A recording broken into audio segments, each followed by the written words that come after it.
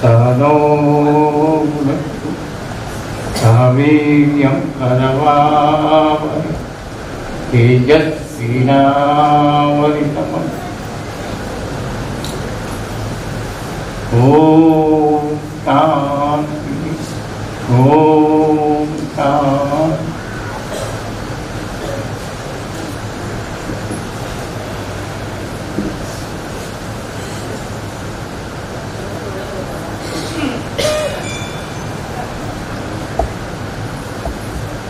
આપણે આજનો વિષય જે અષ્ટાવક્ર ગીતા છે એ શરૂ કર્યા પહેલા સ્વામીજી વિદ્યાનંદજી મહારાજને એક કોઈ ભાઈએ પ્રશ્ન પૂછ્યો.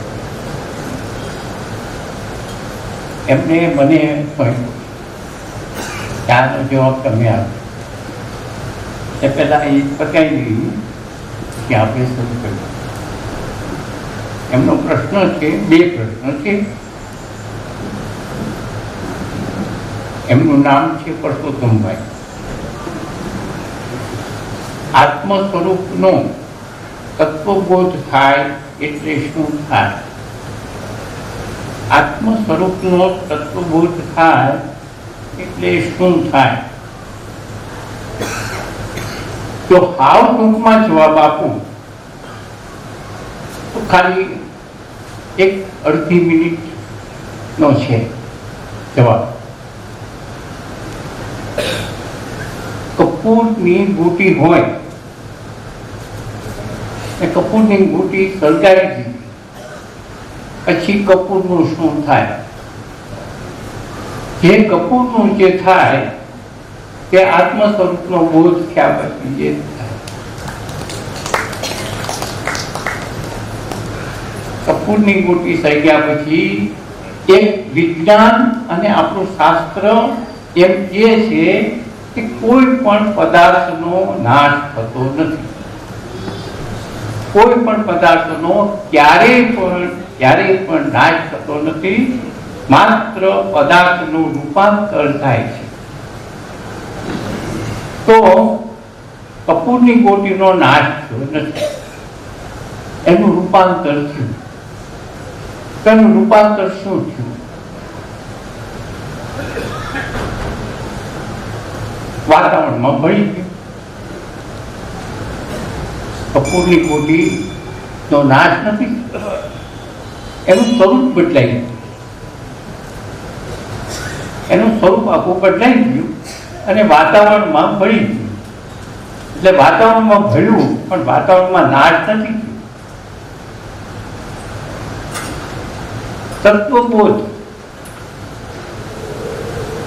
તત્વબોધ એટલે જે તત્વ, જે પરમ તત્વ છે એ તત્વનું અનુભવ, પોતાનું અસ્તિત્વ મટી જવું તદ્દન. પોતાનું અસ્તિત્વ મટવું એની વ્યાખ્યામાં જો થોડુંક આપણે સ્પષ્ટીકરણ કરીએ તો શરીર, તો આપણે આગળના વાત થઈ ગઈ છે કે શરીર તો તત્વમાં તત્વ ભળી જ જાય છે. જ્યારે શરીર આપણે છોડી ત્યારે જીવાત્મા શરીર છોડીને બીજા જાય છે ત્યારે આ શરીરને એના સગાવાલા કે કોઈ પણ પાડી નાખે. તો આ શરીરનું શું થાય છે? તત્વમાં તત્વ ભળી જાય. આમાં અગ્નિ તત્વ છે, અગ્નિ તત્વમાં ભળી જાય. વાયુ તત્વ છે, વાયુ તત્વમાં ભળી જાય. જળ તત્વ જળ તત્વમાં ભળી જાય. પૃથ્વી તત્વમાં ભળી જાય. હવે તમે એમ કહેશો કે ભાઈ આ તો બાયું ડાય્યું, તો તમે એમ કહેશો પાણીમાં નાખ્યું, તો તમે કહેશો કાગડા કૂતરા ખાઈ ગયું, તો વિચાર કરો. છેવટે આ અગ્નિ સંસ્કાર જે છે તો તરત ભળી જાય છે તત્વમાં. પાણીમાં નાખ્યું તો થોડીક વાર લાગશે, મહિનો 2 મહિના શું થાય? માછલા ખાઈ જાય. જે કંઈક પાણીની અંદરના જનાવરો છે એ ખાઈ જાય. ખાઈ ગયા પછી શું થયું? એના જે પેટમાં ગયું ને પેટમાં ગયા. આપણે અન્ન ખાધા પછી શું થયું? છેવટે તો તત્વમાં તત્વ ભળી જાય છે.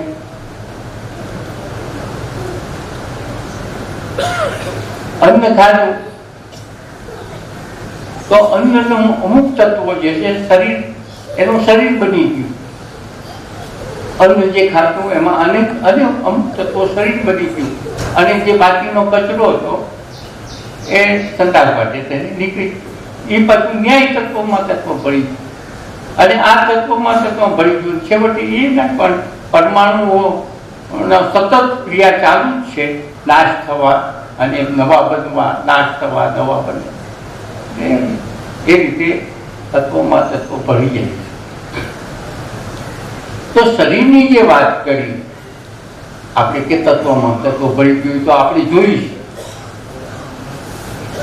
પણ અહીં તો પ્રશ્ન શરીરનો નથી. અહીં તો પ્રશ્ન અંદરના જે જીવાત્માનો છે. કદાચ પ્રશ્ન કરતા એ તો ચોખવટ નથી કરી કે જીવાત્માનો તત્વ તત્વ ક્યારે પડે, એવું તો આમાં નથી લખ્યું. સ્વરૂપનો તત્વમાં તત્વ ભળી જાય.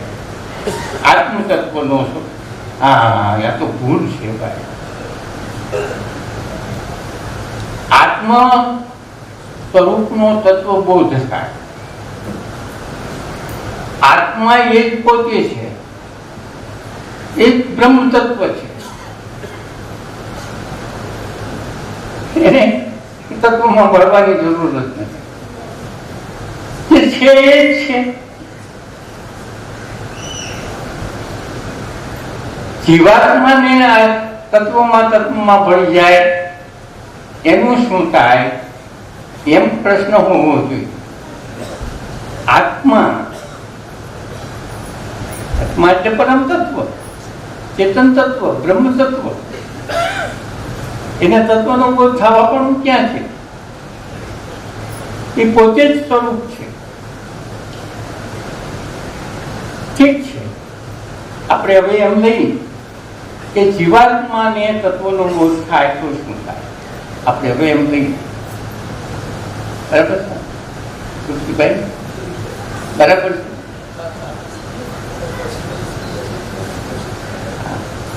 અને કેવું આપણે જીવાત્મા બોધ થવો, જીવાત્માને બોધ થવો. બોધ થવો એટલે શું? જીવાત્માને બોધ થવો. બોધ એટલે જ્ઞાન, પોતાના સ્વરૂપનું જ્ઞાન. એ શું થાય? જે મેં કીધું એ જ થાય કે મારું સ્વરૂપ, સત્ય મારું સ્વરૂપ શું છે એનું નામ તત્વબોધ. મારું સત્ય સ્વરૂપ જે છે, વર્તમાનમાં છે, તે હું નથી જાણતો, તે જાણ્યું એનું નામ.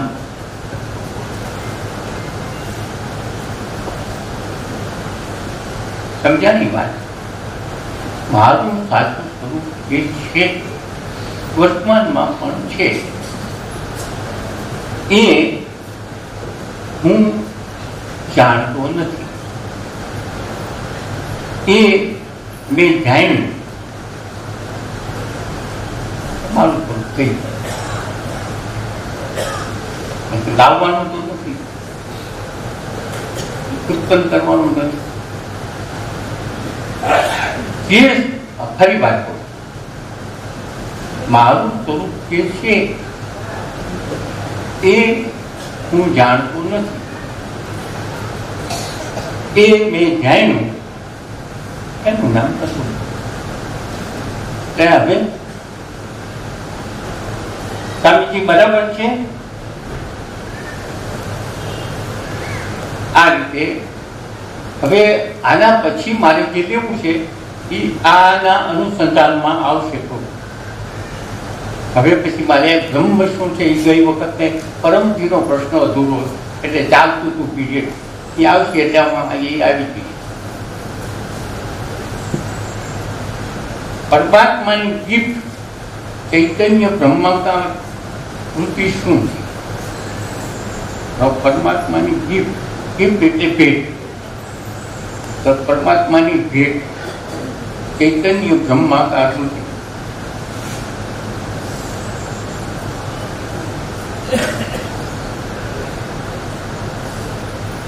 પરમાત્મા પહેલા તો એ છે કે પરમાત્માની વ્યાખ્યા આપણે જાણતા નથી. પરમાત્મા કોને કહેવાય? પરમાત્મા એ શું છે? જો એક આવશે કે પરમાત્મા અક્રિય છે, એનામાં કોઈ ક્રિયા જ નથી, પરમાત્મા અક્રિય છે, તો પરમાત્મા ભેટ આપે કેવી?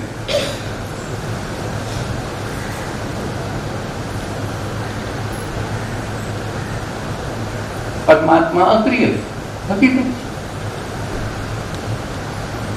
તો ભેટ આપવાની તો એક ક્રિયા છે. અને ભેટ શું આપે? કારણ કે એની એ તો કઈ છે જ. સચ્ચિત આનંદ સ્વરૂપ પોતે છે. એને અન્યને પરમાત્માનો આનંદ સચ્ચિત આનંદ સ્વરૂપ લે એ પણ એની મેળે.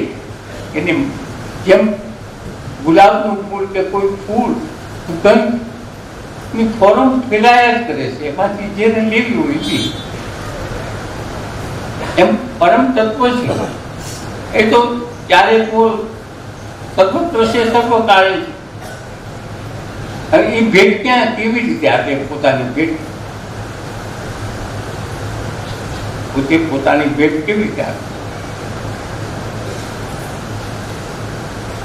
ભેટ બ્રહ્માકાર વૃત્તિ એ તો જ્ઞાન થાય એટલે બ્રહ્માકાર વૃત્તિ એટલે પોતે પોતાનું અસ્તિત્વ મટી જવું. જેમ એક પાણીનું બૂંદ મહાસાગરમાં ભળી જાય પછી એ બૂંદને મહાસાગરમાં શોધી શકતા નથી, એ મહાસાગર બની જાય છે. એવી રીતે જીવાત્મા આખું બ્રહ્માકાર થઈ જાય. પછી પરસોત્તમભાઈ જો અહીં હાજર હોય અને એમને સંતોષ ન થયો હોય તો પૂછી શકે.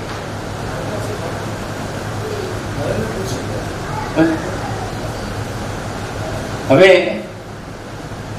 આપણું જ્યાં શરૂ થાય છે, હવે શરૂ એ થાય છે કે અષ્ટાવક્ર ગીતાનો જે બીજો શ્લોક, પહેલો શ્લોક છે હતો એ થોડું અધૂરું, પણ એક થોડી ચોખવટ કરવાનો મારી ઈચ્છા થાય છે એટલે થોડોક વિષયાંતર થાય. પણ એ વિષયાંતર અત્યારે જરૂર છે કે ઘણી ઘણી ગેરસમજણ થાય, એટલે થોડુંક વિષયાંતર કરીને હું આ બીજું એને અનુસંધાન છે પણ છતાં થોડુંક બોલ પાછું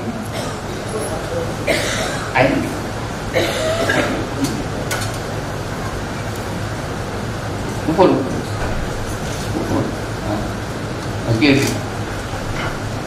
અને આ બધા દેખાય છે ને ભાઈ?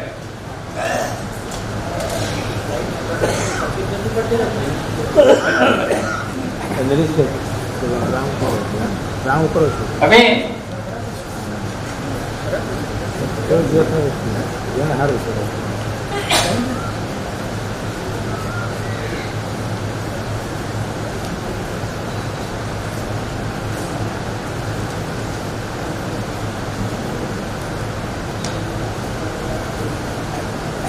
સદમાં પ્રવચનોમાં, કિતાબમાં ઘણી ઘણી જગ્યાએ ભગવાનની વાત આવે, ઘણી બધી જગ્યાએ કૃષ્ણની વાત આવે, ઘણી જગ્યાએ રામની વાત આવે, ઘણી જગ્યાએ શિવની વાત આવે, કોઈ માતાજીની વાતો આવે, અને દરેક જગ્યાએ ભગવાન શબ્દ વપરાય. હવે એના બે ભાગ, સાધના કાળ અને સાધના કાળ પછી ચિત્ત સ્થિતિ. જે સ્વામીજીએ આજે ચિત્ત સ્થિતિ વિશે ઘણું કીધું, એ ચિત્ત સ્થિતિ પછીનો કાળ અને સાધના કાળ, ચિત્ત સ્થિતિ નીચેનો. જેમ પ્રથમ ધોરણથી માંડીને SSC સુધીને, પછી કોલેજથી પછી ઉપર, એમ આ પણ આધ્યાત્મિકના પણ ભાગ. ચિત્ત સુધી સાકાર ભગવાન છે, દેવીઓ છે, નથી એવું નથી. પણ જેમ જેમ આગળ વધતા જાય ત્યારે સાચો ખ્યાલ આવે. એટલે નાનું બાળક હોય તો એ હજી ચાલતા તો શીખવું હોય તો હવે તો ચાલણ ગાડી ગઈ છે, પણ 3 પૈડાવાળી ચાલણ ગાડી આપવામાં આવે ચાલતા શીખવા માટે. એ ઘરમાં આટા મારે ગાડી ફેરવી, નાના નાના પૈડા હોય એમ કરતા કરતા ચાલતા શીખી જાય. પછી દોડતા શીખી જાય. પછી એને કહે કે તું ચાલણ ગાડી કેમ છોડી દે, ચાલણ ગાડી રાખીને જ હાલ, નકર તું પડી જાય. પણ ચાલતા શીખી જ ગયો છે. પછી એને ચાલણ ગાડી તમે પરાણે પકડાવશો તોય નહીં પકડે. અને ચાલતા શીખી ગયો, દોડતા શીખી ગયો છે. હવે ચાલણ ગાડી જરૂર છે. ચાલણ ગાડી ક્યાં સુધી જરૂર છે? જ્યાં સુધી નથી ચાલતા શીખ્યો અને ચાલતા શીખી ગયો ત્યાં સુધી. પછી ચાલણ ગાડી આપમેળે છૂટી જાય. આ બધા ભગવાનનો, પરમાત્માઓ, જુદા જુદા દેવ, એ આપણને અવલંબન લેવા માટે, એટલે એનો આધાર લઈ અને આપણે સાચી સમજણ ઉપર જવા જાય ત્યાં સુધી આ જરૂર છે.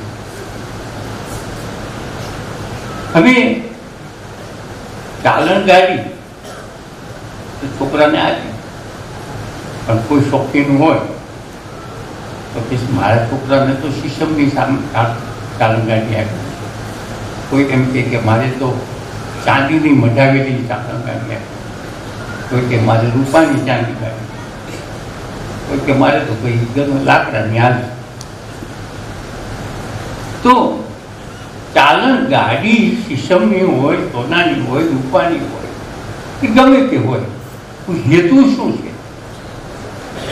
હેતુ દોડતા શીખો. હેતુ માત્ર દોડતા શીખવાનું છે. પછી સોનાની હોય કે ચાંદીની હોય કે લાકડાની હોય કે શીશમની હોય, ગમે તે ચાલણ ગાડી હોય, ચાલણ ગાડી એને દોડતા શીખવાડશે. પછી સોનાની હોય તો કંઈક ને ઠેકડા મારતા શીખવાડશે, અને પેલી ચાંદીની હોય તો વળી કંઈ પડે નહીં એવી રીતની હશે, એવું નથી. તો એ દાખલો હું એટલા માટે આપું છું કે તમને શિવને ભજો, કૃષ્ણને ભજો, રામને ભજો, કે દેવ દેવીને ભજો, મહાકાળીને ભજો, આ બધી ચાલણ ગાડીના જે રૂપો છે મેં બતાવ્યા એમ આ બધા ભગવાનના રૂપો, એક જ ભગવાનના આ બધા રૂપો છે. એક જ ભગવાનના બધા રૂપો છે. એટલે કોઈને એમ થાય કે હું શિવને ભજું તો જલ્દી આગળ વધી જાઉં, કોઈને એમ થાય કે હું રામને ભજું તો જલ્દી આગળ વધી જાઉં, મને વહેલા પસંદ થાય. કોઈ એમ કે મને મહાકાળીનું મળે. તમારી જેટલી તીવ્રતા, તમે ગમે એને ભગવાનને પકડો. હવે ગમે એ ભગવાનને પકડો એમ શબ્દમાં એક એવી આવે છે કે તમને જે તમારા ઈષ્ટદેવ, તમને જે પસંદ હોય તે પકડો. પણ ઈષ્ટદેવ છોડવા નહીં. જ્યાં સુધી તમે દોડતા જેમ ન થાય ત્યાં સુધી ચાલણકારી છોકરો છોડે નહીં. પણ એ છોકરાને એમ થાય કે તો આ લાકડાની છે, હજી તો શીખો નહીં, અને લાકડાની ગમતી નથી મા બાપને ગમતી, આને કાઢી નાખો, હવે આપણે બીજી સિસ્ટમને લાવો, એ કાઢી નાખો, પછી પાછું આપણે બીજી ચાંદીની મટીરિયલ લાવો, તો છોકરું દોડતા નહીં. કેમ ગાડી બદલાય સમજાણું નહીં, ગાડી બદલાવ્યા કરશે પણ દોડતા નહીં. કહેવાનો મતલબ એમ છે કે તમારા ઈષ્ટદેવ ગમે તે હોય, એ ઈષ્ટદેવ જ છે, ઈષ્ટદેવ જ છે, અને એ તમને ઠેઠ સુધી લઈ ગઈ. ત્યાં સુધી હાથ પકડી અને તમે જ્યાં સુધી ચિત્ત સુધી થશે ત્યાં સુધી તમને તમારો હાથ પકડો. તે સ્વામીજી કીધું ચિત્ત સુધી. ચિત્ત સુધીની વ્યાખ્યા એ છે કે તમોગુણ, રજોગુણ, સતોગુણ ત્યાં છે. અને મેં આગળના પીરિયડમાં વાત કરી, ભાઈ જ્યારે સુધી બુદ્ધિનો પ્રભાવ નહીં વધે ત્યાં સુધી ઈશ્વર તરફનું ખેંચાણ નહીં. એટલે રજોગુણને તમોગુણને નષ્ટ કરવા માટે આ સાધના છે, અને એ સાધનાનું ફળ ચિત્ત શુદ્ધિ છે. જે સાધના કરી છે કોઈ પણ દેવ દેવીને સાથમાં લઈને એના, અને સાધના કરવાના અનેક પ્રયોગો છે. એમાંથી કોઈ પણ તમને સારો લાગતો હોય એ પ્રયોગ, એ તમારા માટે સારો. એ સારો પ્રયોગ આપણને જે લાગતો હોય એ લઈ અને તમે એક ધારા બદલાવવાના નહીં. આજે આ બદલાવ્યા, પછી 6 મહિના પછી આ, પછી વળી 5 મહિના પછી બીજા દેવ બદલાવો, તો તમે એમનો કૂવો ખોદ્યા જ કરશો. એક કૂવો 5 ફૂટ ખોદ્યો ને હજી પાણી ન આવ્યું, તો બાજુમાં ખોટો હવે 10 ફૂટ પાણી ન આવ્યું, પછી પાછું બીજો ખોટો 5 ફૂટ અહીં પાણી ન આવ્યું. એના કરતાં એક જ ખોદી રાખો ને, પાણી આવશે, ગમે ત્યારે આવશે. કહેવાનો મતલબ એમ છે કે એક જ દેવ નથી, અને તે છે તમને ચિત્ત શુદ્ધિ કરાવશે. એટલે ત્યાં તમોગુણ, રજોગુણ નષ્ટ થશે, ત્યારે તત્વગુણ થશે. ત્યારે હવે શું છે, પછી એમ થાય, પછી તમે આ છોકરો ચાલણ ગડી છોડી દે, પડાને પકડાવો તોય નહીં પકડે. એવી જ રીતે તમને જ્યારે એક તત્વબોધ થશે ત્યારે તમને એમ થાય કે ઓહો, અત્યાર સુધીમાં હું આ ભગવાનને, શંકર ભગવાનને કરતો હતો, અત્યાર સુધી આ રામ જુદા છે, આ છે હનુમાનજી જુદા છે, આ આપણે જુદા છે, તમે જુદા છો, કોઈ જુદું નથી, એક જ છોકરો છે. એનું નામ તત્વ. એમ આગળ વધતા હું કોણ છું એની ભાવના, પરમ તત્વ શું છે એ ભાવના થાય. હવે વાત કેવી છે કે હવે જ્ઞાન સુધી તો આવી ગયા, પણ અત્યારે લગભગ 80-90% એટલા બધા ઘૂંચવાયેલા છે કે કોઈ પણ હજી બ્રહ્મ શું છે, વ્યાપ્ત કેવી રીતે છે, ખરેખર એ શું છે, એ ગેરસમજણ હજી છે મોટા ભાગના હજી. કોઈ એમ કે તારામાં એ ભ્રમ છે, મારામાં એ ભ્રમ છે, આમાં એ ભ્રમ છે, તને પગે લાગુ, તું મને પગે લાગ. આ બધી વ્યવહારની ભાષાઓ છે, સચ્ચી નથી. કોઈ એમ કે કીડીમાં એ ભ્રમ છે ને હાથીમાં એ ભ્રમ છે, સચ્ચી એ નથી. આખું વિશ્વ બ્રહ્માંડ. હવે તમે નુકું ક્યાં પાડો? વિશ્વ દર્શન 11મો અધ્યાય 50 વાર વાંચશો કોઈ નહીં સમજાય. તત્વબોધ થયા પછી તત્વબોધ થાય પછી સમજાય વિશ્વબોધ, વિશ્વ દર્શન. ત્યાં સુધી નહીં સમજાય. વાંચી દેશો, ચિત્ર જોશો, સાચું વિશ્વ દર્શન શું છે એ ચિત્ત શુદ્ધિ નહીં થાય ત્યાં સુધી એ 11મો અધ્યાય નહીં. બરોબર છે સાહેબ?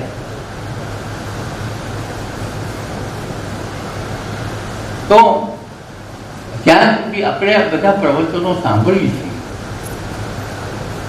પણ જ્યાં સુધી આનું તો આવે છે.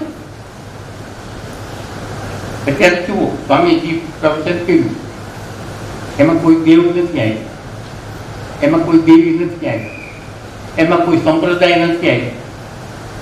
બોલ, આપણે શું કરવું છે, આપણું શું ધ્યેય છે, આપણે ક્યાં પહોંચવું છે, કેવી રીતે પહોંચવું, એના રસ્તાઓ ક્યાં. અને ખરેખર આ સાચું છે. દેવ દેવીઓને વાડામાં, સંપ્રદાયના વાડામાં ફસાવવું નથી. આપણે આપણું લક્ષ્ય છે ઈશ્વર પ્રાપ્તિ. ઈશ્વર પ્રાપ્તિ આ શબ્દ હું બોલું છું ત્યારે મને અંદર એમ થાય છે કે હું આખું, પણ છતાંય જવાબની ભાષામાં મારે બોલવું પડે. ઈશ્વર પ્રાપ્તિ તો પ્રાપ્તિ જ છે. હવે એમાં પ્રાપ્ત કરવા માટેનું લક્ષ્ય કેવી રીતે હોવું જોઈએ? પણ જે ઈશ્વર પ્રાપ્તિ મને નથી થઈ, હું ઈશ્વર, હું બ્રહ્મ નથી, એવી જે ગેરસમજણ દૂર કરવું એ મારું લક્ષ્ય. હું બ્રહ્મ છું, હું સાચું સ્વરૂપ મારું સચ્ચિત આનંદ સ્વરૂપ છે એ હું નથી જાણતો. એ જાણવાના પ્રયત્ન જે કરીએ છીએ એ પ્રયત્નનું અંતિમ સ્થળ એનું નામ લક્ષ્ય. તો પણ જો હવે આપણને લક્ષ્યની જ ન ખબર હોય તો પછી આપણે કઈ રીતે કેમ જાવ?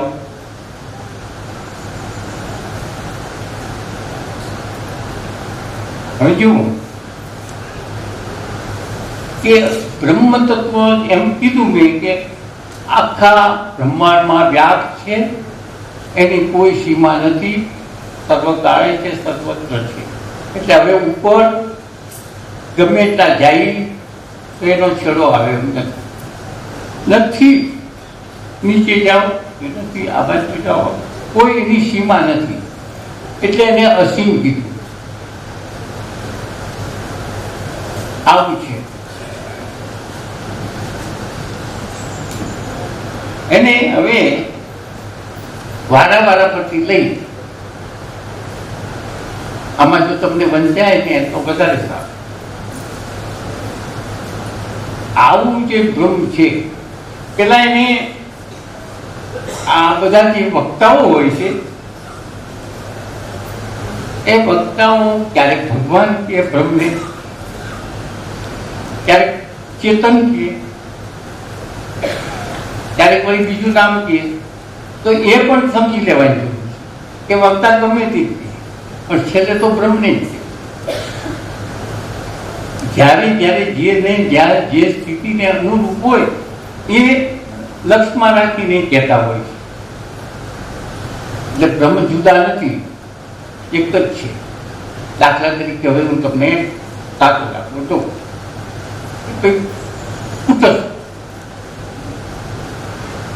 તો શરીરની અંદર જે અંદર નથી, આપણે તો બ્રહ્મમાં શરીર છે, પણ શરીર ગમે ત્યાં હાલતું હોય તો એ બ્રહ્મ નથી હાલતું, શરીર જ્યાં હોય ત્યાં એની સ્થળનું બ્રહ્મ.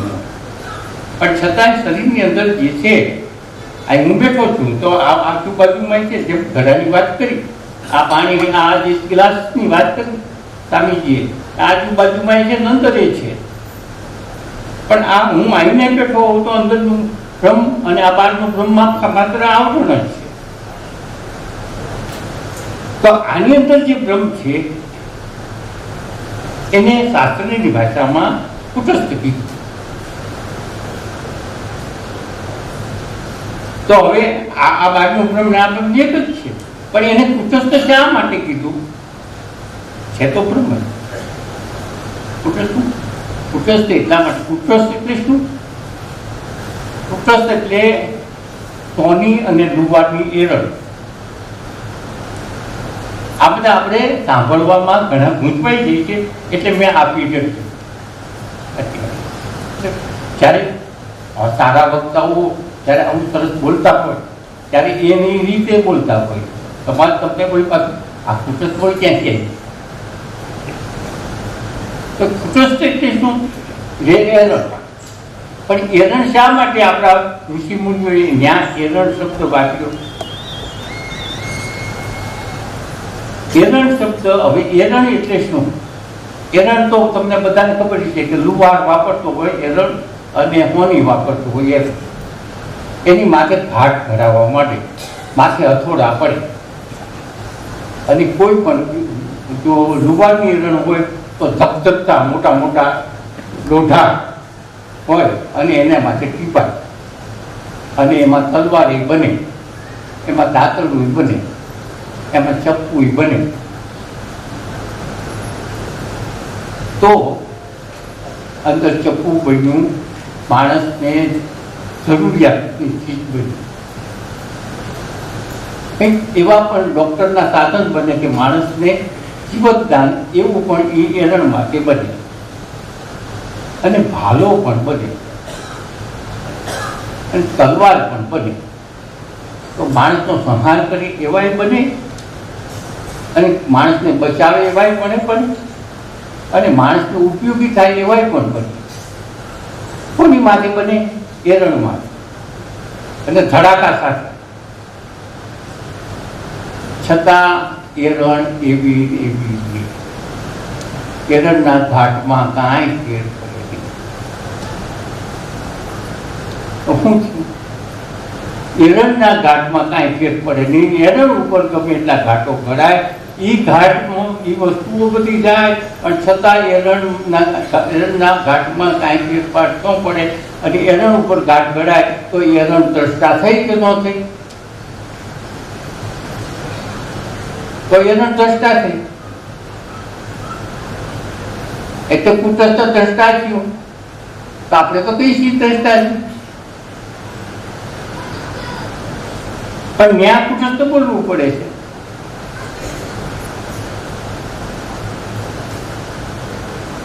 બ્રહ્મ દ્રષ્ટા છે અને આની અંદરના બ્રહ્મને ખાલી બોધ માટે થઈને કે જ્યારે કુટસ્થ બોલાય ત્યારે એમ કે આપણા શરીરની અંદરનું જે બ્રહ્મ તત્વ છે એ દ્રષ્ટા જ છે, પણ એ બ્રહ્મ છે એ જ છે.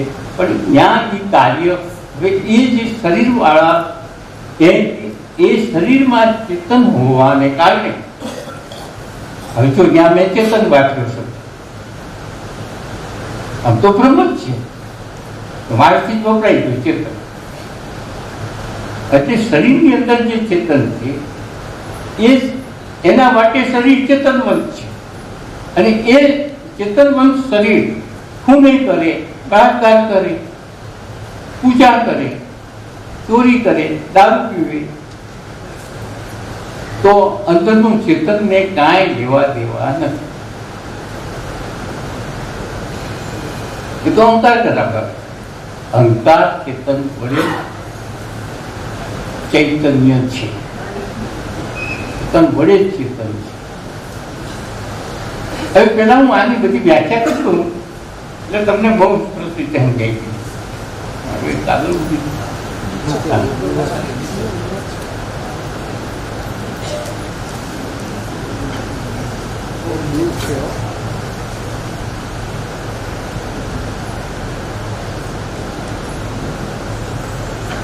એવો શબ્દ વપરાય છે કે અધિષ્ઠાન. અધિષ્ઠાન શબ્દ વપરાય તો અધિષ્ઠાન એ પણ બ્રહ્મ છે, જેને આધારે આખું વિશ્વ છે, જેને આધારે આપણે બધા છીએ, જેને આધારે કોઈ વસ્તુ આખા બ્રહ્માંડની અંદર કોઈ વસ્તુ એવી નથી કે જેના આધારે ન હોય. જે કંઈક તમે અત્યારે રૂપો જોઈ રહ્યા છો પ્રકૃતિના, એ કોઈ પણ પ્રકૃતિ એવી નથી કે જેના એના આધારે ન હોય. એટલે એમ પણ ઋષિમુનિએ એને અધિષ્ઠાન કીધું, પણ એનું નામ બ્રહ્મ છે. પછી કીધું છે આત્મા. આત્મા એ જ બ્રહ્મ છે. ઘણી જગ્યાએ શબ્દો વપરાય છે. આત્મા એ બ્રહ્મ અને પેલો જીવાત્મા. જીવાત્મા અને આત્મામાં કાંઈ ફેર નથી. માત્ર સંસારના પદાર્થોના આસક્તિને કારણે એકનો જુદો પડ્યો કે એ જીવાત્મા. જો એ સંસારની આસક્તિઓનું આવરણ કાઢી નાખો એટલે પાછો એટલે આત્મા. પછી સચિત આનંદ. હવે એ સચિત આનંદ. સત એટલે નિત્ય, ક્યારેય પણ નાશ ન થાય તેવું. ચિત્ત એટલે જ્ઞાન સ્વરૂપ. આનંદ એટલે આનંદ. આ એનું સાચું સ્વરૂપ છે. અને એ હવે પછી આવશે કે એ સાચા સ્વરૂપમાં આપણે હોવા છતાં આપણે આપણા આ સાચા સ્વરૂપમાં સચ્ચિદાનંદ સ્વરૂપ આપણે વ્યાપકપણે પણ હોવા છતાં આપણે એને જાણતા નથી. એ આવરણ છે એ હટાવવા માટે. પણ એનો સ્વાદ આપણે જાણીએ અજાણીએ લઈએ છીએ. એ હવે પછી આવે. પછી આપણે ઈશ્વર કહીશું. એ આ છે. જેમ શરીરની અંદર રહેલોને કુટસ્થ કીધું.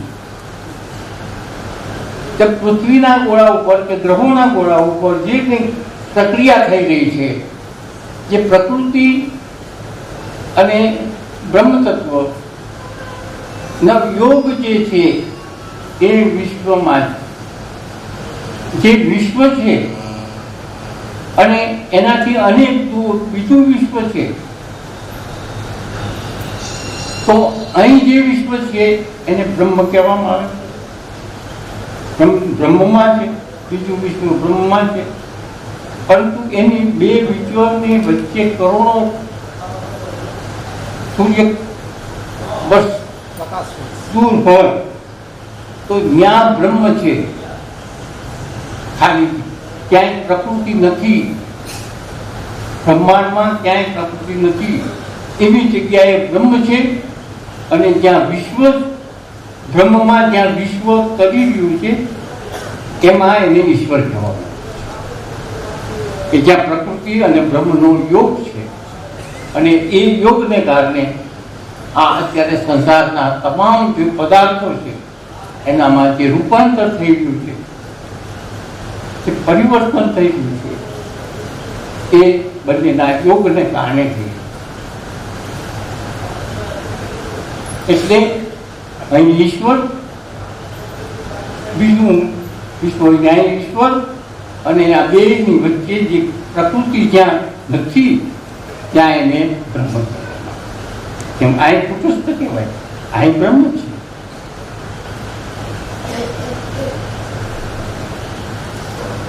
હવે રમણ મહર્ષિ અને હૃદય કહેવાય.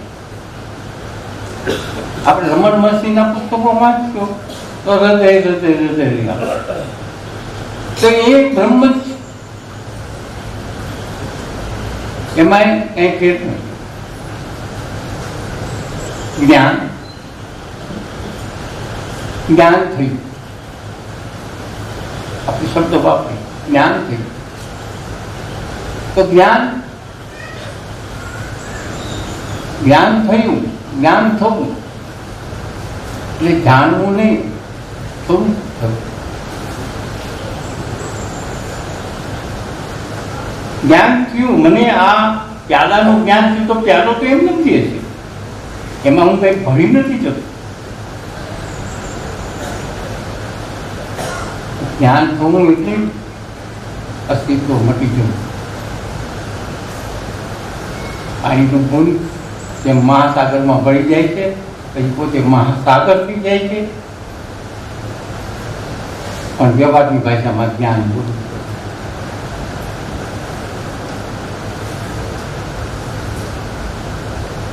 ચેતન અને દ્રષ્ટા બે શબ્દો. ચેતનની વાત તો આપણે વાત થઈ કે આનામાં ચેતન છે, આનામાં ચેતન છે, આનામાં ચેતન નથી. હવે આમાં ચેતન છે, આમાં ચેતન નથી. હજુ એક બહુ સરસ, આમાં ચેતન નથી એમ તમે કહીશું, આમાં ચેતન છે એમ તમે કહીશું. હું એમ કહું છું આમાં ચેતન છે ને આમાં ચેતન, કોઈ પણ એમ નકારી નહીં. જો આમાં ચેતન એટલે બ્રહ્મ, આના પરમાણુમાં બ્રહ્મ નહીં હોય તો પેલું ખોટું પડશે. સર્વત્ર છે, સર્વકારે. આને જળ કહેશો તમે, આને જળ કહેશો તો આમાં ચેતન નથી એમ તમે કહેશો. તેની ખાતરી શું? ખાતરી છે પ્રકૃતિ અને ચેતન તત્વ, પ્રકૃતિ અને પરમ તત્વ, પ્રકૃતિ અને બ્રહ્મ તત્વનો જો યોગ વગરની વિશ્વ નથી.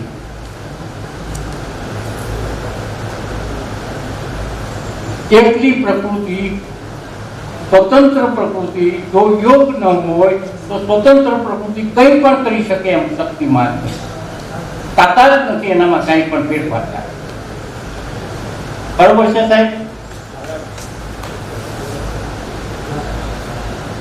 માત્ર પ્રકૃતિ હોય ને ચેતન ન હોય તો કંઈ પણ કરી, કંઈ પણ આ બ્રહ્માંડની અંદર વિશ્વમાં કંઈ પણ ફેરફાર થઈ શકે. અને માત્ર ચેતન હોય અને પ્રકૃતિ ન હોય તો પણ કંઈ પણ, તો પણ કંઈ નથી. ચેતન અને પ્રકૃતિના યોગ સદાકાળ છે. અને ચેતન અને પ્રકૃતિ એને અર્ધનારીશ્વર કહેવામાં આવે. એ આપણા ઋષિમુનિ આપણને રૂપક બતાવ્યું. અર્ધનારીશ્વરનું જે રૂપક છે એ ચેતન અને પ્રકૃતિનો યોગ છે. એ આખું આ વિશ્વ છે. હવે આની વાત કરીએ આપણે, આની ને આની. આ ચેતન વગરનું નથી એમ કહી શકીએ એમ નથી. કારણ કે તો પૂર્ણની અંદર પણ આવી જાય અને સર્વત્ર છે, સર્વકાળે છે એમાં પણ આવી જાય. તો આમાં ચેતને છે અને પ્રકૃતિ છે. અને એને કારણે જેમ સંસારની અંદર રૂપાંતર થઈ ગયું છે એમ આમાં પણ રૂપાંતર થાય છે. આ 50 વર્ષે આની સ્થિતિ આમ નામ રહેશે, આમ નામ હશે. 50 વર્ષ પછી, 60 વર્ષ પછી કે 100 વર્ષ પછી આની સ્થિતિ આમ નામ રહેશે નહીં. એના પરમાણુઓ છૂટા પડી, આના પરમાણુઓ છૂટા પડવાની ક્રિયા આજથી ચાલુ છે. એની ગતિ ધીમી છે કે 100 વર્ષે એના પરમાણુઓ છૂટા પડી જાય, પણ આજથી પરમાણુઓ છૂટા પડવાની એક ક્રિયા શરૂ છે. અને એ બંનેનો યોગ છે માટે. આ બંનેનો યોગ છે એટલે ચેતન છે એટલે એ ક્રિયા છે. બંનેનો યોગ હોય ત્યાં એ ક્રિયા હોય.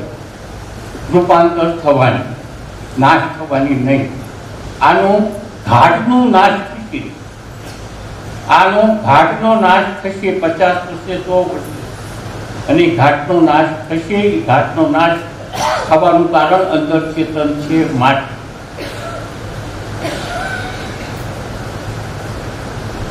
આને હવે જળ કેમ કેવું? આ ક્રિયા ચાલુ છે, આપણને દેખાતી નથી. માણસના મરદાને પણ જળ કહે. માણસનું મરતું જળ જીવ્યો ગયું, ચેતન નથી રહ્યું ચાલતું. ચેતન સર્વકાળે સર્વત્ર છે. માણસનું મરદાન રાખી મૂકો અઠવાડિયું, તો કે હવે આ બંધાય છે, કાંઈક કરો. તો ગંધાવાનું કારણ શું થયું? ચેતન અને પ્રકૃતિ ભેગા છે એટલે એમનું રૂપાંતર થઈ ગયું છે. અંદર જીવડા પર છે. જીવડા ક્યાંથી આવ્યા? ચેતન ને પ્રકૃતિ ભેગી છે એટલે. હવે એને જળ હું કામ કહ્યું છું? માણસના મરદાને જળ શા માટે કહ્યું? જીવ નથી, જીવ જોયું પણ અંદર ચેતન તો છે. તો આજથી 40 વર્ષ પહેલા કેવું હતું? આજે 80 વર્ષે કેવું છે? અને હવે પછીના 10 વર્ષ પછી કેવું હશે? ત્યાર પછી કેવું હશે?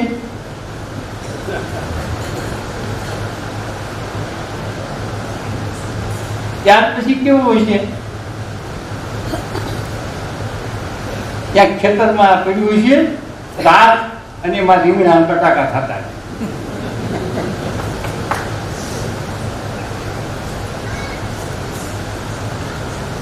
ત્યાં ખેતરમાં પડી છે આ રાત. આની એક તો ખેડૂત રાખતો છે, એમાંથી આમાંથી પાછા રીંગણા બટાકા થાય. તો એને તમે જળ કેમ કહો છો?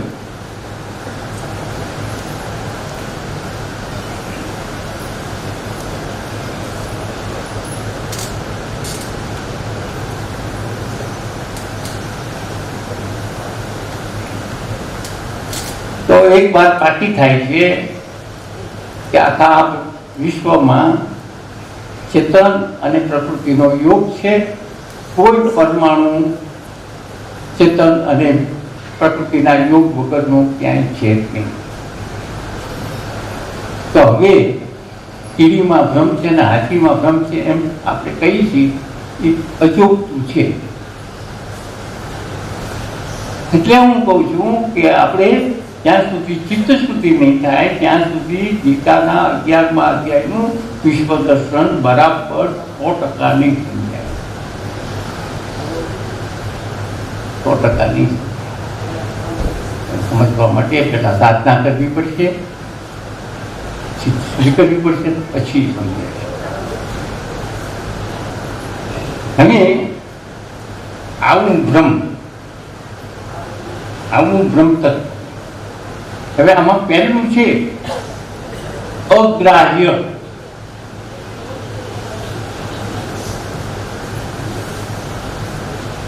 સર્વત્ર છે સર્વકાળે છે. અગ્રાહ્ય એટલે આ મેં ગ્રાહ્ય કર્યું, આ મેં છોડ્યું. હવે સર્વત્ર છે સર્વકાળે છે ને કેવી રીતે તમે ગ્રહણ કરશો? તમે એમાં છો, એ તમે છો. ગ્રહણ કરે કોણ?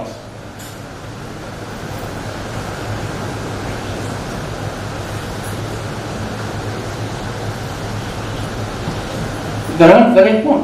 મહાસાગર ની અંદર તમે એક ડોલ આમ ફેરવો આમ ફેરવો. મહાસાગરમાં તમે એક ડોલ આમ ફેરવો કે આમ ફેરવો, એમાં ગ્રહણ ક્યાં કીધું તમે?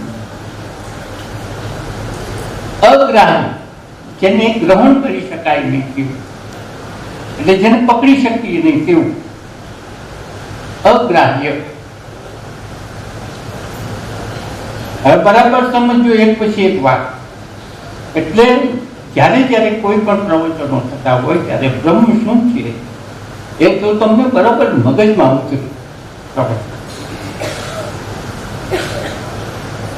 ભગવાન કયો, પ્રવચન આ કયો, ચેતન કયો, પણ તમારે સમજી રહેવાનું કે બ્રહ્મની વાત થાય અને એ આવું છે અગ્રાહ્ય. બ્રહ્મ અવર્ણનીય છે. બીજું તમે આ સચિત આનંદ સ્વરૂપ તો કેમ તો એ છતાં એને કહી દઉં જો હાલ એમાં થોડુંક રહી ગયું. અડજો બરાબર. એક બહુ સારી વાત, આપણે બ્રહ્મ એટલે આખા બ્રહ્માંડમાં વ્યાપ છે, અસીમ છે, એ તો વાત થઈ ગઈ.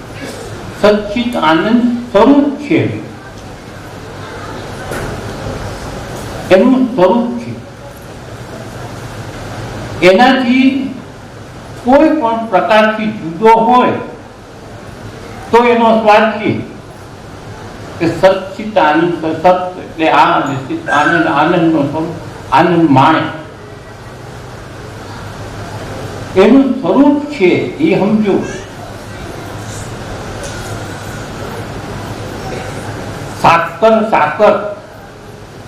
સાકરનો ગાંગડો હોય તો ગળપણ એનું સ્વરૂપ છે. ગળપણ સાકરનું સ્વરૂપ છે, પણ સાકર એમ નથી જાણતી કે હું ખારું છું, તીખું છું. સમજાયું વાત તૃપ્તિભાઈ? સાકર નથી જાણતી હું ગળ્યું છું, ખારું છું, તીખું છું, મીઠું છું. સાકર જાણતી નથી, પણ માખી જાણે છે કે આ સાકર ગળી છે. માખી જાણે છે કે આ સાકર ગળી છે, પણ સાકર પોતાને ખબર નથી. એ એનું સ્વરૂપ છે ગળપણ. આપણે આનંદ ક્યાં સુધી રહીશું? આપણે માખીશું ત્યાં. અત્યારે હાલમાં આપણે માખી છીએ. વર્તમાનમાં આપણે માખી છીએ, હજી બ્રહ્મ સ્વરૂપ નથી. આ તો આપણું સ્વરૂપ થઈ ગયું, પછી આનંદ રહ્યો જ નહીં. આનંદ નથી, આનંદ નથી, કારણ કે મારું સ્વરૂપ છે. મારી પાસેથી આનંદ લ્યો, નીચે આનંદ લે. હું આનંદ સ્વરૂપ.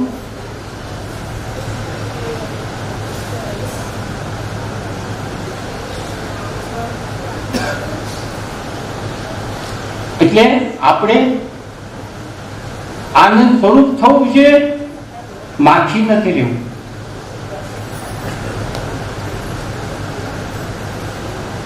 માખી નથી રહેવું. કાલે હું કહીશ કે આપણે આનંદ સ્વરૂપ હદ પડે લઈએ છીએ, આપણે એ થઈ જાય છીએ, પણ છતાં આપણને ભાન નથી.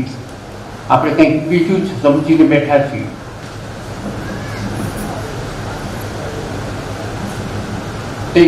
સચ્ચિત આનંદ સ્વરૂપ છે એ વાત થોડીક બહુ ચોખવટની રહી ગઈ હતી. એટલે જ્યાં સુધી આપણને એમ થાય કે મને સમાધિ આનંદ સ્વરૂપ છે, હું જુદો છું, પછી હેઠો આવે છે, સામાન્ય અવસ્થામાં આવે છે, એટલે એ માખી બની જાય છે. સહજ અવસ્થા એ સ્વરૂપ છે. સહજ અવસ્થા એ સ્વરૂપ છે, સમાધિ સ્વરૂપ નથી. આજે એક પ્રશ્ન પૂછવામાં આવ્યો હતો, સમાધિથી ઉપર ગયા પછી સમાધિ વિઘ્ન રૂપ છે. સમાધિથી ઉપર જાય એ સ્થિતિમાં પહોંચી ગયા પછી સમાધિ વિઘ્ન રૂપ છે. એ જે પાછળથી આવશે બધું વ્યવસ્થિત. ક્યાં ગઈ હર્ષા? હું તો વાત કરે આગળ સમજાઈ ગયું.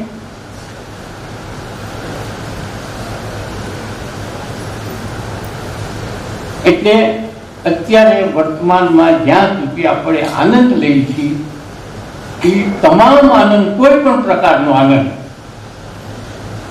કોઈ પણ પ્રકારનો, તમે ગીત ગાતા હો, દાખલા તરીકે સ્વામીજી ભજન ગાયું ગંગા સાથેનું, એમાં એક અનેરો આનંદ મળ્યો. એ આનંદ બ્રહ્મનો જ. તમે નાચો કૂદો, એનો આનંદ બ્રહ્મનો જ. તમે સિગરેટ પીવો, આનંદ મળે, એ બ્રહ્મનો જ. પણ સિગરેટ પીવાથી નુકસાન થાય એ વાત પછી બીજી છે. કોઈ પણ પ્રવૃત્તિથી જે આનંદ મળે, માત્ર પ્રકૃતિ આનંદ છે, આપતી નથી. પ્રકૃતિની અંદર જે પોતપ્રોત છે, પ્રકૃતિની અંદર જે યોગ છે, બેનું એક રૂપ છે, એને કારણે જ તમને પ્રકૃતિથી થોડા છૂટા પડી જાઓ, કોઈ પણ પ્રયોગથી છૂટા પડી જાઓ તો ત્યારે જે આનંદ આવે છે એ બ્રહ્મનો આનંદ છે. પણ આપણે એમ માની લઈએ કે મેં પાણી પીધું, મને આહાર એમ તે આનંદ થયો, પણ એ આનંદ પણ બ્રહ્મનો. પ્રકૃતિ, કોઈ પણ પ્રકૃતિના 5 તત્વો છે, 5 મહાભૂતો છે, એમાં આનંદ નથી. 5 મહાભૂતોમાં આનંદ નથી. હજી બહુ અધૂરું છે આ વાત, પણ પછી આપણને આ નહીં થાય. એ બધું આવતીકાલે અવર્ણનીય છે. એટલે હવે હું આ પ્યાલાનો કે આ જગનો વર્ણન કરી શકું, કારણ કે હું બ્રહ્મથી હું આ જગથી દૂર છું અને હું ઇન્દ્રિય ગમ્ય, મારી ઇન્દ્રિયો દ્વારા હું એને જોઈ શકું છું, એટલે હું એનું વર્ણન કરી શકું કે આ જગ આવું છે ને હાથે પકડવાનું આવું છે ને આવું ઢાંકણું આ છે.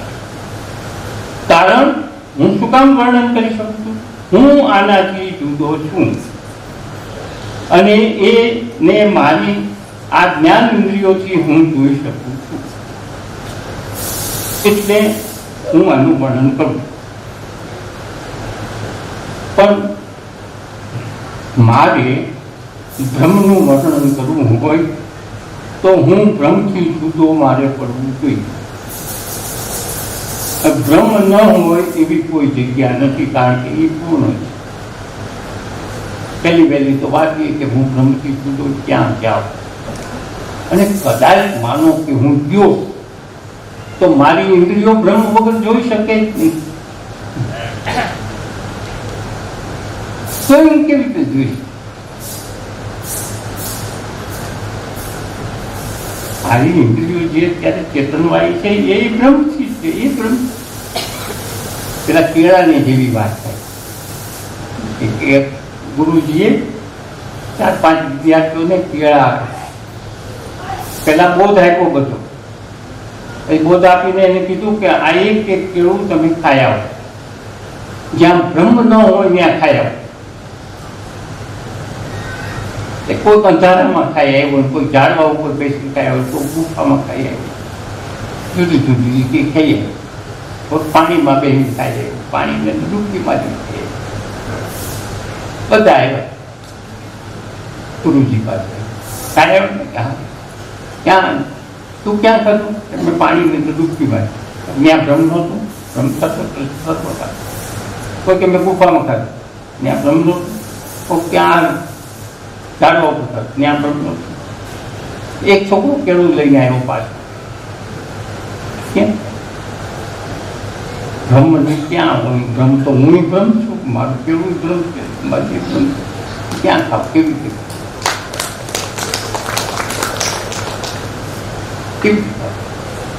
કોણ ખાય?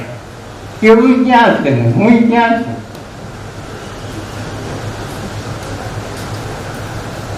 કેવું નથી, હું નથી, બધું બ્રહ્મમય. એટલે હવે એનું વર્ણન કેવી રીતે થાય?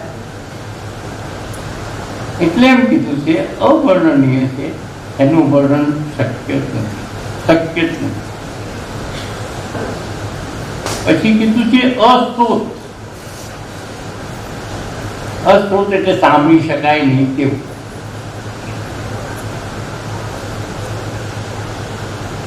સાંભળી શકાય નહીં તેવું. અતિ સૂક્ષ્મમાં સૂક્ષ્મ, અતિ સૂક્ષ્મ, એનાથી સૂક્ષ્મ બ્રહ્માંડમાં શું થાય છે એવું જે તત્વ છે એ આખું અસીમ છે, સર્વત્ર છે. એના વડે સાંભળાય છે, પણ એ સાંભળી નહીં શકાય. એ છે તો મારો કાન ચેતન છે અને ચેતનને કારણે બીજો અવાજ સાંભળી શકાય છે, પણ આમાં ચેતન છે એટલે નહીં સાંભળ્યું. પણ એને હું નહીં સાંભળ્યું. કેવી રીતે સાંભળે? એ જ સાંભળવામાં મને મદદ કરતો હોય તો હું એને કેવી રીતે સાંભળ્યું? એ સાંભળવામાં મને મદદ એ છે એટલે હું સાંભળું. હું સાંભળું છું ને મારો અવતાર સાંભળે છે. જો હું જો શબ્દ હું બ્રહ્મ છું તો વળી સાંભળવાની કોઈ વાત જ નથી આવતી. પણ અત્યારે અજ્ઞાન ભાવે એમ કહીએ કે હું આ મારો અહંકાર, તો હું મારે સાંભળવું હોય તો ચેતન વડે જ હું સાંભળું, ચેતનથી જ સાંભળું. તો એ ના હોય તો હું સાંભળું જ કેમ?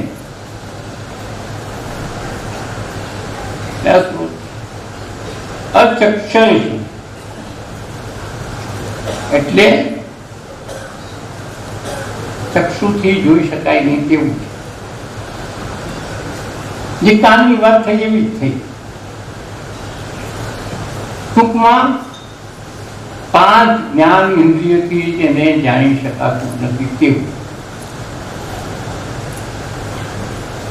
5 જ્ઞાન ઇન્દ્રિયોથી આને જાણી શકાતું નથી તેવું બ્રહ્મ છે. હવે આંખથી નહીં જાણી શકો, કાનથી નહીં જાણી શકો, સૂંઘીને નહીં જાણી શકો, સ્વાદ લઈને નહીં જાણી શકો, એને સ્પર્શ કરીને નહીં જાણી શકો.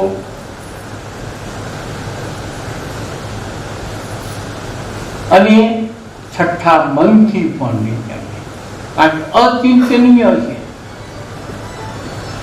અચિંતનીય છે. ચિંતન કરીને પણ જાણી શકાય.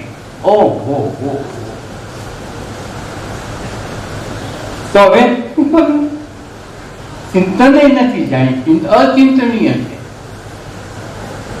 એ થઈ જવાનું છે પ્રભુ, એ થઈ જવાનું છે. ચિંતન નથી કરવાનું.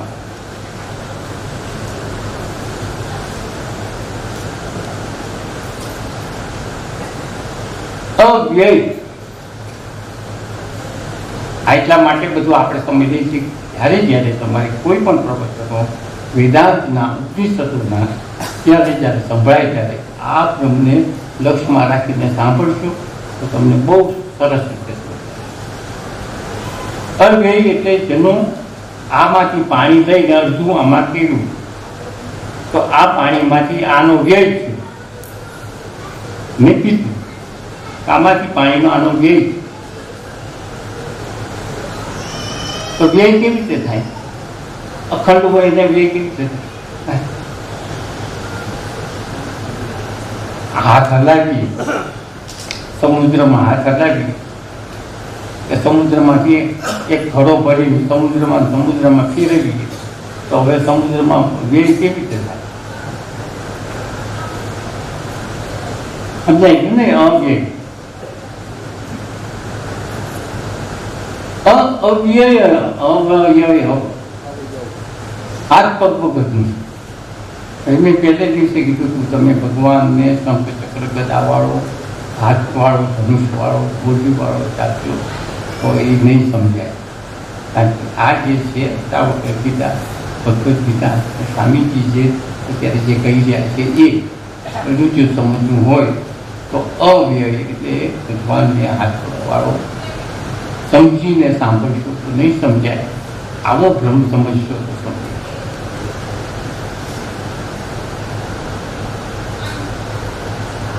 એટલે અવ્યય એટલે અવયવ, એટલે જેને અવયવ નથી તેવું કોઈ. કારણ કે એને કેમ અવયવ? આખું અસીમ છે. અસીમ એટલે જેની સીમા રહી એવું છે ને. કેમ તમે આપણે અવયવ કેવી રીતે જોઈશું? જોવાની તો વાત જ ક્યાં છે? આપણે એની બહાર શક્ય જ નથી જવાનું. અહંકારે નહીં જઈ શકે, તાકાત નથી. કારણ કે એ બ્રહ્મથી ચેતન છે. ન હોય તો એ અહંકારનું અસ્તિત્વ જ ન હોય. બ્રહ્મ ન હોય તો અહંકારની તાકાત છે કાંઈ પણ મારું છે એમ બોલવાની. આ મારું છે એમ બોલવાની તાકાત છે અહંકારની.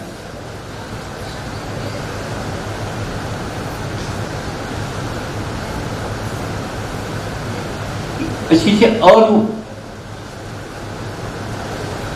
અરૂપ તેનું રૂપ કોણ પાછી? આનું રૂપ હું જોઈ શકું, પણ આની અંદરનું જીવડું અંદર કરતું હોય એ આને રૂપ કેવી રીતે જોઈ શકે?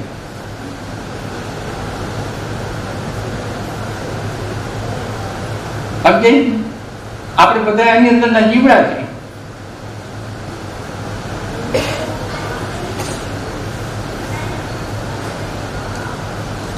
આપણે બધા જીવડા જ છીએ. અજય એને કોઈ જીતી શકે એવું નથી. જીતવાની તો ક્યાં વાત હશે? એ થઈ જવું પડે, એ થઈ જવાનું છે.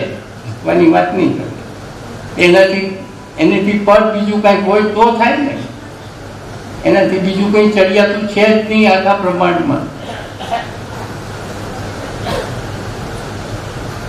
એટલે અજય કીધું અમરની તો વ્યાખ્યા ઘણી છે. આ નહોતું ત્યારે હતું, આ નહોતું ત્યારે હતું, આ નહોતું.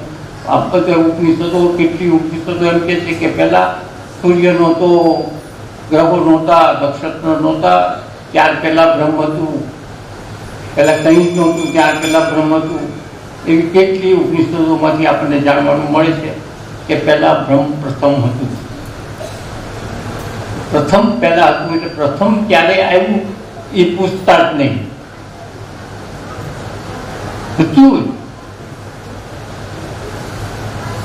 પ્રથમ હતું એટલે પ્રથમ શબ્દ એ બોલાય એ વ્યવસ્થિત ભાષામાં બોલાય, પણ હતું છે અને રહેશે.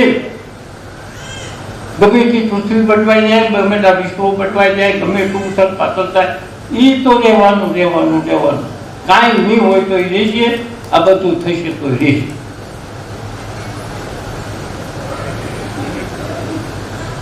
અસ્પષ્ટ આપણે એમાં જ ફરીએ છીએ, એમાં રહીએ છીએ.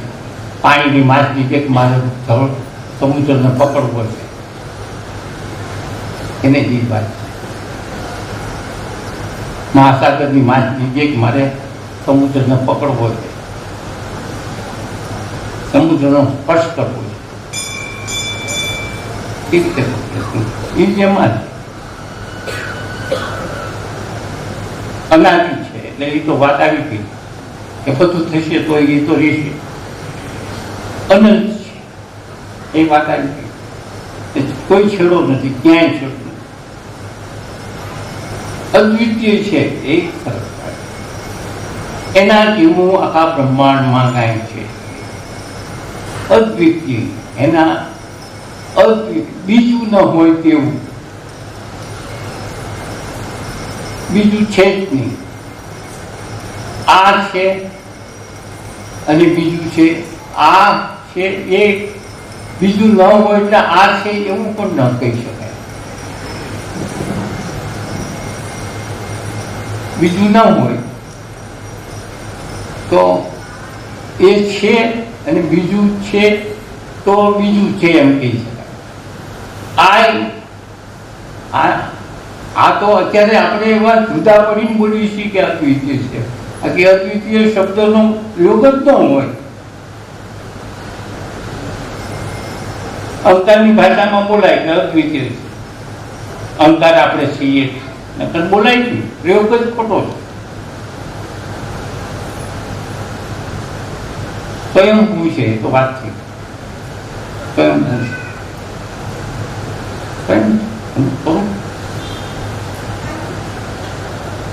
સર્વદર્શનીય છે, છતાં દર્શન કરી શકતા નથી. કેવી વાત! સર્વદર્શનીય છે, ક્યાંય નથી એવું નથી. રાતે છે ને દિવસે છે, ગુફામાં છે, ગુફા ન હોય ન્યાય છે ને, રૂમમાં છે, રૂમ ન હોય ન્યાય છે. પછી ક્યાંય નથી, કોઈ અણુ નથી એવો કે એમાં ન હોય, છતાં એને જોઈ શકતા નથી, છતાં એના દર્શન થતા નથી. દર્શન નહીં થાય. દર્શન થયા એમ કોઈ કહેતો હોય તો એ ખોટો છે. દર્શન કેવી રીતે? દર્શન જુદો હોય તો થાય, બે થાય તો થાય, તો બે થાય તો અદર્શનીય છે. અદર્શનીય એ થઈ જવાનું છે પ્રભુ, એ થઈ જવાનું છે, દર્શન નહીં થાય. દર્શનીય નથી, તમારે એ થઈ જવાનું છે. તમે દર્શન કેવી રીતે કરો? તમને તમારા દર્શન કરશે, એ કેવી રીતે કરશે? આપણું અસ્તિત્વ, આપણું એટલે અહંકાર, આપણું એટલે અહંકાર. અહંકારનું અસ્તિત્વ મટી જવું એટલે અદર્શનીય થઈ જવું.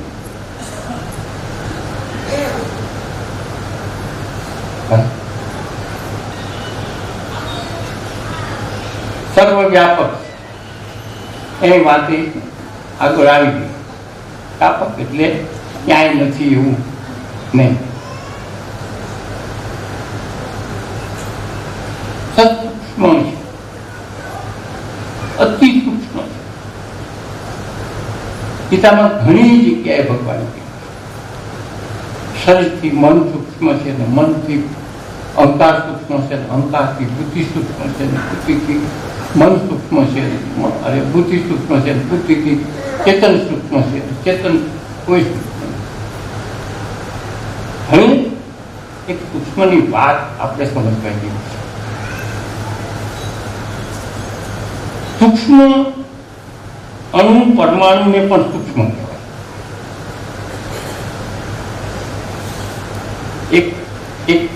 એકને તોડો, પછી એમાંથી તોડો, એમાંથી તોડો, એને તોડો, એને તોડો, એનો તોડો, છેલ્લે કાંઈ ન વધે એવું જે કાંઈ કણ રહે એને સૂક્ષ્મ કહીએ.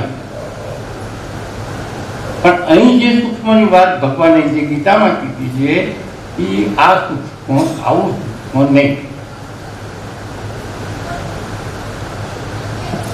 આવું સૂક્ષ્મ નહીં. ભગવાન જે સૂક્ષ્મ કહે છે તે સૂક્ષ્મ બીજી વાત છે. હવે આપણી પાસે સાધન આવ્યા છે એટલે હવે સહેલું પડશે જાણવા એમાં. આપણો મોબાઈલ, હવે માનો કે દિલ્હીમાં બેઠો છે અને આપણે એક રૂમમાં બેઠા છીએ. આપણે 4 દિવાલવાળા રૂમની અંદર બેઠા છીએ. તો દિલ્હીથી જેને મને ફોન કર્યો તો આપણે રૂમની અંદર બેઠા હોવાને કારણે છતાંય આપણે ચોખ્ખા શબ્દોમાં આપણે સાંભળી શકીએ છીએ અને એટલું બધું સૂક્ષ્મ રીતે સાંભળીએ છીએ કે આ ફલાણા ભાઈનો જ અવાજ છે. એટલે અવાજનો ટોન પણ આપણે જાણીએ કે આ ભાઈનો જ અવાજ. તો એટલો બધો દૂરથી, એટલી ઝડપથી દિવાલને વીંધીને આવ્યો. અથવા તો કાચ હોય તો કાચને વીંધીને આવ્યો. તો જે એ ઝડપથી આવ્યું હોય તો ઠીક છે, પણ કાચને કે દિવાલને વીંધીને આવ્યું.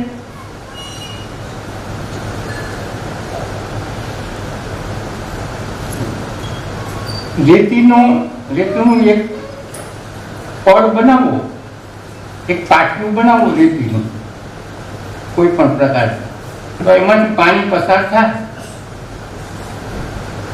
રેતીની દિવાલ બનાવો તો એમાંથી પાણી પસાર થાય, કારણ કે રેતીના કણોની વચ્ચે જે ભાગ છે એ ભાગમાં થઈને પાણી બહાર આવી. તો રેતી કરતા પાણી સૂક્ષ્મ છે. તો એ પાણી જે સૂક્ષ્મ છે એટલે રેતીના કણોની વચ્ચે થઈને પાણી બહાર આવી. અથવા તો એક રેતીનો મોટો ઢગલો કરો ને અને એમાંથી પાણી પસાર કરો તો અહીં આવશે. તો પાણી બહાર આવ્યું એનું કારણ શું છે કે રેતીથી પાણી વધારે સૂક્ષ્મ છે એટલે એમાંથી પાણી બહાર આવ્યું. એવી રીતે દિવાલ હોય કે કાચ હોય, પણ એના જે કણોની જે ઘનતા છે એ ઘનતાની વચમાં જે જગ્યા છે એના કરતા એ વધારે સૂક્ષ્મ છે. એટલે મોબાઈલના કિરણો તમારી પાસે આવ્યા.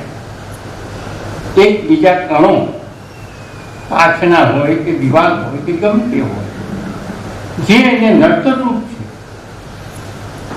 અવરોધરૂપ છે, એ અવરોધના જે નડતરરૂપ છે, પણ આ એટલું બધું અતિ સૂક્ષ્મ છે દિવાલના મોબાઈલના તરંગો કે એને વીંધીને આવે. એક્સરેના કિરણો પણ સૂક્ષ્મ છે, પણ મોબાઈલના કિરણો કરતાં એક્સરેના કિરણો ફૂટમાં ગણાય, કારણ કે એના જાણી જોઈ શકીએ છીએ અને મોબાઈલના કિરણો તરંગોને જોઈ શકતા નથી, એટલે એ વધારે સૂક્ષ્મ છે. એક્સરેના કિરણોમાં આમ આપણે હાથ મૂકીએ તો આમાં થઈને પસાર થાય, તો આના હાડકાના આમ તે બધું જોઈ શકાય. પણ એ તરંગો જે છે, એક્સરેના તરંગો એ અતિ સૂક્ષ્મ છે, એટલે એ અહીં થઈને પસાર થયા એટલે આપણે જોઈશું. હવે સૂક્ષ્મની વ્યાખ્યા આવી છે કે પાણીનો દાખલો દીધો, મોબાઈલના તરંગોનો દાખલો દીધો. મોબાઈલના તરંગો કરતાં પણ એ અતિ સૂક્ષ્મ છે.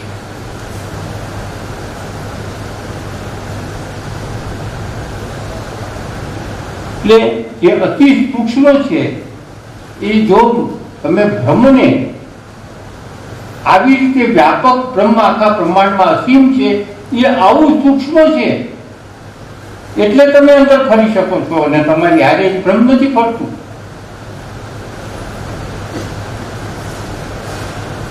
અતિ સૂક્ષ્મ, અતિ સૂક્ષ્મ, અતિ સૂક્ષ્મ, એનાથી સૂક્ષ્મતર, એનાથી સૂક્ષ્મ બીજું છે જ નહીં. એવું સૂક્ષ્મ આખું વ્યાપક છે, એની અંદર આખી પૃથ્વી પણ ફરે છે, એની અંદર આખું વિશ્વ ફરે છે, અને એની અંદર આપણે ફરી છીએ, અને એની અંદર બ્રહ્મમાં ફરી રહી છીએ, અત્યારે સૂક્ષ્મમાં ફરી છે. એટલે આપણે એ નથી ફરતું, એ એમને જ છે, જ્યાં ગઈ ત્યાં છે.